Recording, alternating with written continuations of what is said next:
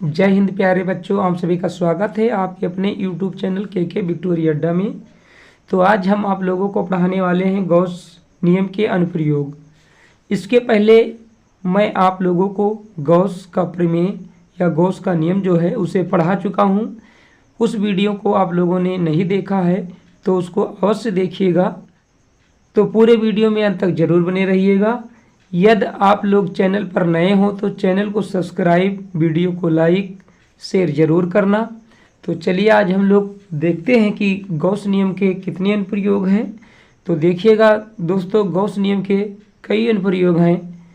Gauss का नियम हम लोग कहाँ पर लगाते हैं?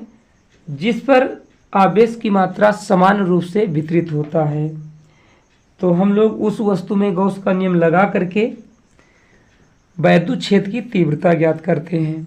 तो आप लोग देख सकते हैं आज का पहला नंबर अनुप्रयोग क्या है। अनंत लंबाई के एक समान आवेशित सीधे तार के निकट वैद्युत क्षेत्र की तीव्रता। यदि कोई एक समान रूप से आवेशित सीधा तार है तो उसके निकट यानी समीप वैद्युत क्षेत्र की तीव्रता का जो व्यंजक होगा क्या होगा, उसी को हम लोग फाइंड करेंगे।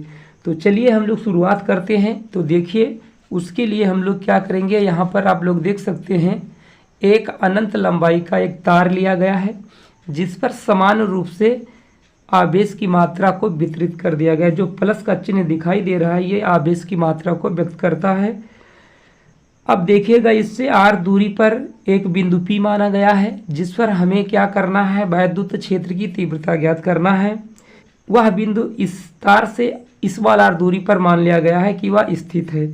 अब यहाँ पर हम लोग गॉस का नियम लगाते हैं तो जिस बिंदु पर वैद्युत क्षेत्र की तीव्रता ज्ञात करनी होती है उस पृष्ठ से एक गॉसियन पृष्ठ हम लोग बनाते हैं, यानी वहाँ से उस बिंदु से वह गॉसियन पृष्ठ गुजरना चाहिए। तो देखिए ये तार है तो तार के लंबाई के दिशा में हम लोग एक गॉसियन पृष्ठ बनाएंगे जिसका आकार एक बेलन जैसा होगा। जो आप लोग डॉट डॉट लाइनिंग देख रहे हैं यही गॉसियन पृष्ठ है। तो उस बिंदु से यह गुजर रहा है जहाँ पर हमें वैद्युत क्षेत्र निकालना है, अर्थात बिंदु P से। तो देखिएगा बिंदु P पर जो वैद्युत क्षेत्र होगा और जो उस स्थान पर एक छोटा सा अवयव dA लिया गया है, ये दोनों एक ही दिशा में होंगे। तो और इस गॉसियन पृष्ठ की लंबाई को स्मॉल l मान लिया गया है। देखिएगा अब हम लोग कैसे निकालेंगे वैद्युत क्षेत्र की तीव्रता। तो उसके लिए हम लोग क्या करेंगे, इस अवयव यानी dA क्षेत्रफल अवयव dA के कारण हम लोग वैद्युत क्षेत्र की तीव्रता निकालेंगे। फिर उसके कारण हम लोग क्या करेंगे, तो देखिएगा हम लोग जो इसके समीप वैद्युत क्षेत्र की तीव्रता निकालने के लिए सबसे पहले वैद्युत फ्लक्स ज्ञात करेंगे। फिर इस क्षेत्रफल अवयव dA के कारण जो वैद्युत फ्लक्स आएगा उसका हम लोग समाकलन कर देंगे तो इस पूरे तार के कारण वैद्युत क्षेत्र की तीव्रता हमें प्राप्त हो जाएगी। तो चलिए हम लोग शुरुआत करते हैं। माना एक अनंत लंबाई का एक समान आवेशित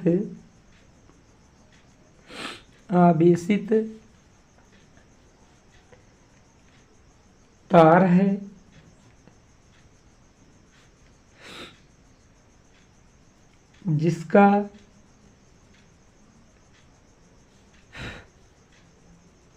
जिसका रेखीय आवेश घनत्व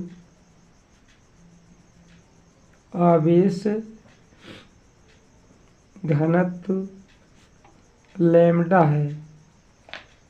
माना तार के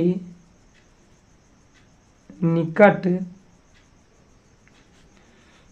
स्मॉल r दूरी पर एक बिंदु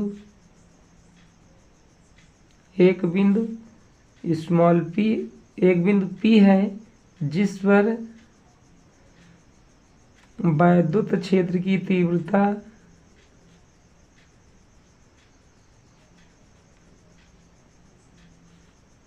तीव्रता ज्ञात करनी है।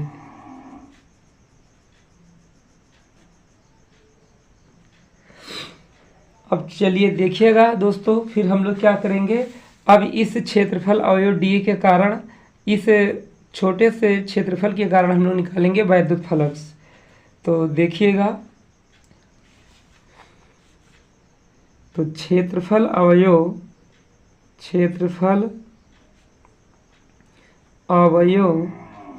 डी ए के कारण बिंदु P से होकर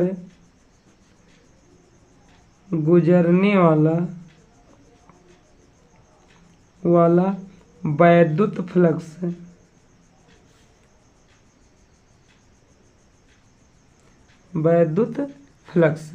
तो देखिएगा, वैद्युत फ्लक्स को हम लोग फाई ई से लिखते हैं, लेकिन ये बहुत छोटा सा क्षेत्रफल लिया गया है, तो जो वैद्युत फ्लक्स होगा उसे हम लोग डी फाई ई से लिखेंगे।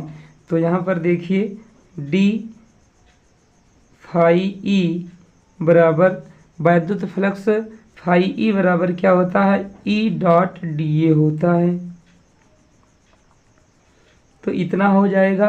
अब हम लोग ई डॉट डी ए को दो सदिश के अदिश गुणनफल के नियमानुसार क्या लिखते हैं, E D A cos theta. देखिएगा प्यारे बच्चों, जो हमारा अदिश गुणनफल होता है ए डॉट वी का अदिश गुणनफल होता है ए वी कॉस थीटा। तो उसी आधार पर हम लोग ई डॉट डी ए को लिखेंगे E D A cos theta. यदि थीटा बराबर 0 अंश, क्योंकि वैद्युत क्षेत्र और डी ए दोनों एक ही दिशा में, तो थीटा बराबर 0 अंश होगा। तब यहाँ पर मिलेगा ई डी ए कॉस 0 अंश।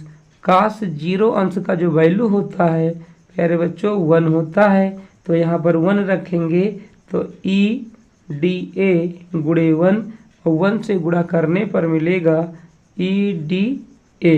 तो ये हमें प्राप्त हो गया डी फाई ई बराबर ई डी ए हो गया।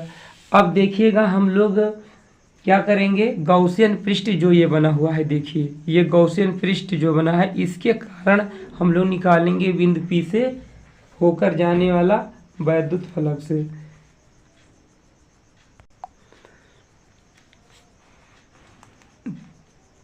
तो अब देखिएगा, गॉसियन पृष्ठ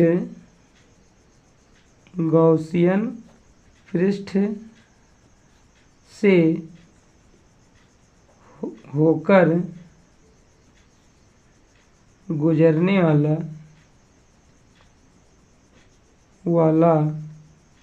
वैद्युत फ्लक्स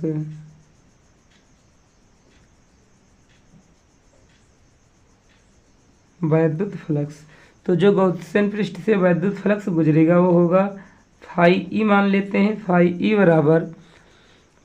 बराबर हो जाएगा। अब इसी जो वैद्युत फ्लक्स जो निकाला गया हम लोग डी फाई ई, इसी का क्या करेंगे, समाकलन कर देंगे। तो यहाँ पर एक पृष्ठ है, जान लो ये यहाँ पर ये क्या है, एक पृष्ठ है, तो यहाँ पर हम लोग ए लगाएंगे, क्षेत्रफल है। तो देखिएगा, फाई ई बराबर समाकलन, फिर बगल में ए लगा दिया गया, और इसी का जो थोड़ा सा वैल्यू हम लोग वैद्युत फ्लक्स का निकालने हैं उसी का समाकलन करेंगे। अब हम लोग वैल्यू रख देंगे, तो फाई ई बराबर मिलेगा समाकलन डी फाई ई का वैल्यू आया है ई डी ए। अब देखिएगा, यहाँ पर हम लोग जब इसका समाकलन करेंगे तो वैद्युत फ्लक्स को हम लोग बाहर निकाल लेंगे। तो समाकलन ए डी ए, इसका मान हो जाएगा, क्या हो जाएगा प्यारे बच्चों, समाकलन डी ए बराबर हम लोग लिखेंगे ए लिखेंगे, क्योंकि फार्मूला हम आप लोगों को बताए हैं, जैसे डी एक्स का समाकलन एक्स होता है, ठीक उसी प्रकार से डी ए का समाकलन ए होगा। तो यहाँ पर हम लोग लिखेंगे फाई ई बराबर ई ए, समीकरण इसको हम लोग मानेंगे फर्स्ट। अब फिर गॉस के नियमानुसार, गॉस के प्रमेय से गॉस का प्रमेय क्या है, फाई ई बराबर क्यू अपान एप्सिलॉन नॉट। इसको मान लेंगे समीकरण सेकंड। अब समीकरण फर्स्ट एवं सेकंड की तुलना कर देंगे। देखिएगा बच्चों, अब जो समीकरण फर्स्ट और सेकंड है दोनों फाई ई के बराबर लिखा है, तो इसलिए इसका दाहिना पक्ष आपस में दोनों बराबर हो जाएगा। तो दोनों का बायां पक्ष बराबर है तो इसका दाहिना पक्ष भी बराबर होगा। तो देखिएगा, तो अतः समीकरण फर्स्ट एवं समीकरण सेकंड से दोनों की तुलना करने पर हमें प्राप्त होगा, क्योंकि बायां पक्ष बराबर है तो दाहिना पक्ष भी बराबर होगा। तो मिलेगा ई ए बराबर क्यू अपान एप्सिलॉन नॉट। तो वैद्युत क्षेत्र ज्ञात करना है, तो ई बराबर इसे ई बराबर लिखेंगे, ए एप्सिलॉन जीरो के पास आ जाएगा, तो यहाँ पर होगा Q upon A epsilon zero. अब देखिएगा बच्चों, यहाँ पर हम लोग क्या लिखेंगे, लैम्डा बराबर होता है क्यू अपान एल होता है। लैम्डा का मतलब रेखीय आवेश घनत्व। तो किसी तार में जो उसके एकांक लंबाई में आवेश संचित होता है उसी को हम लोग रेखीय आवेश घनत्व कहते हैं। तो लैम्डा बराबर क्यू अपान एल हो जाएगा। अब यहाँ से हम क्यू का वैल्यू निकालें तो क्यू बराबर मिलेगा लैम्डा इंटू एल। तो क्यू बराबर हम लोग यहाँ पर लिखेंगे, क्योंकि तार की लंबाई एल माना गया है तो इसलिए हम लोग इस प्रकार से बनाएंगे। यहाँ पर क्यू का वैल्यू रखेंगे तो ई बराबर होगा लैम्डा एल बटे में ए एप्सिलॉन जीरो। अब यहाँ पर देखिएगा, जो बेलन है गौसियन पृष्ठ एक बेलन के आकार का है, तो बेलन का जो वक्र पृष्ठ होता है उसका क्षेत्रफल जो होता है 2 पाई आर एच। एच का मतलब उस बेलन की लंबाई अर्थात ऊंचाई। तो एल के एच के स्थान पर हम लोग लिखेंगे एल। तो यहाँ पर मान रख देंगे। अब तो ई बराबर मिलेगा लैम्डा एल बटे में 2 पाई आर एप्सिलॉन नॉट। अब तो देखिए बच्चों, यही वैद्युत क्षेत्र की तीव्रता का व्यंजक है। इसे हम लोग और आसान करने के लिए क्या करेंगे, इसमें हम लोग 2 से ऊपर और नीचे गुणा कर देंगे। तो 2 से अंश और हर में जब गुणा करेंगे तब ये क्या बनेगा, ई बराबर हो जाएगा 2 लैम्डा एल बटे में, यहाँ पर 2 से गुणा होगा तो ये 4 पाई एप्सिलॉन नॉट और आर हो जाएगा। अब इसे हम लोग इस प्रकार भी लिख सकते हैं, ई बराबर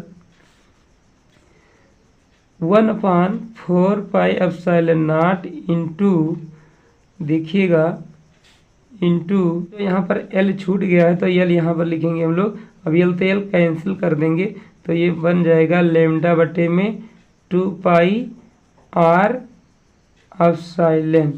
तो यहाँ पर बनेगा हमारा एल कैंसिल हो गया है, तो इसे हम लोग इस प्रकार भी लिख सकते हैं। अब यानी 1/4 पाई एप्सिलॉन नॉट और ऊपर बचा 2 लैम्डा बटे में आर। तो वैद्युत क्षेत्र का जो व्यंजक होगा इस प्रकार से भी हम लोग लिख सकते हैं, क्योंकि यहाँ पर इसलिए 2 से गुणा किया गया क्योंकि हमें 1/4 पाई एप्सिलॉन नॉट का मान पता है। इसका वैल्यू कितना होता है, 1/4 पाई एप्सिलॉन नॉट का जो वैल्यू होता है 9 × 10⁹ न्यूटन मीटर स्क्वायर प्रति कूलम स्क्वायर। इसलिए इसका वैल्यू हम लोग आसानी से रख सकते हैं। तो इस प्रकार से हम लोग वैद्युत क्षेत्र की तीव्रता किसी एक समान आवेशित तार के निकट ज्ञात करते हैं। यही उसका व्यंजक है दोस्तों। यदि आप लोगों को यह वीडियो हमारा अच्छा लगा हो तो चैनल को सब्सक्राइब, वीडियो को लाइक शेयर जरूर करना। फिर हम लोग मिलेंगे अगले वीडियो में। जब तक के लिए धन्यवाद।